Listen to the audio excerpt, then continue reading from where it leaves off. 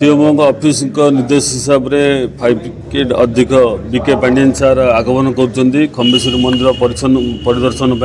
तेणु आम परिचालना कमिटी तरफ आज आम समस्त गोटे बैठक डाकिलु पूजारी मैंने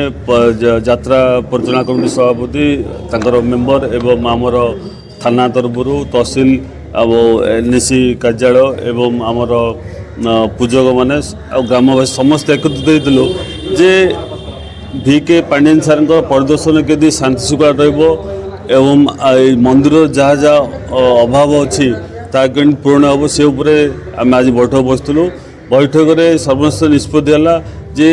जेहेतु पीठ भितर आमर बेसी स्पेस नहीं तो टोटाली सर्वनिम्न आम 20 जन व्यक्ति को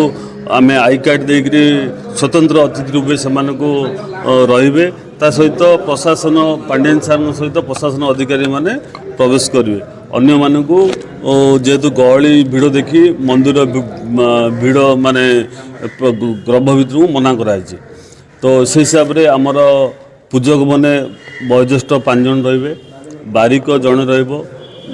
मंदिर परिचालना कमिटी पक्षर 3 जन रे यात्रा कमिटी तरफ जन रे एवं आमर वार्ड काउंसिलर रे एवं आमर साई बासिंदा तरफ वयोज्येष्ठ 2 जन व्यक्ति रे एवं आमर प्रोटोकॉल हिसाब से MLA MP block chairman NS chairman रे ता सहित आमर स्वतंत्र फोटोग्राफर 2 जन रे गोटे फोटो गोटे वीडियोग्राफर रे तो पूजा अर्चना जमी शांति शृंखला रहा स्वतंत्र ध्यान देचु ता सहित मंदिर पछपटे